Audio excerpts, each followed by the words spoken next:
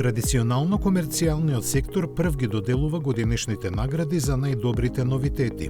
Според специјализираните новинари од 24 европски земји, лауреат меѓу камионите е електричниот Мерцедес E-Actros 600, кој го привлече нивното внимание со иновативниот севкупен технолошки концепт.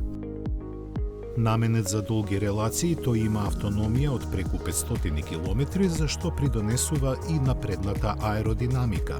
Развиван од самиот почеток да биде електрично возило, засега поддржува полночи од 400 киловати.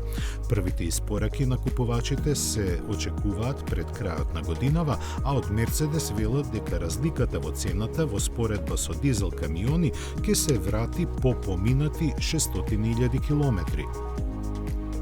Што се однесува до автобусите, жирито беше малку похрабро и титулата за 2025 година му ја додели на водородниот Solaris Urbino 18 хидроген.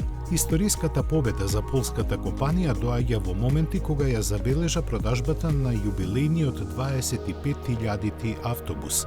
Urbino 18 хидроген со едно полнење водород за кое треба 20 минути може да помине 600 километри, што е доволно за 2 до 4 дена обслужување на градски линии.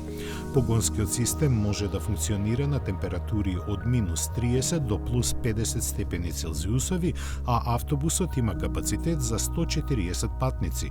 Solaris досега има испорачано околу 200 единици и примени нарачки за уште 600.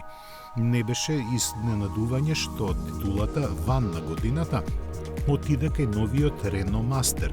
Четвртата генерација на популарното доставно возило е заснована на мултиенергетска платформа што овозможува погон на дизел и струја, наскоро и на водород.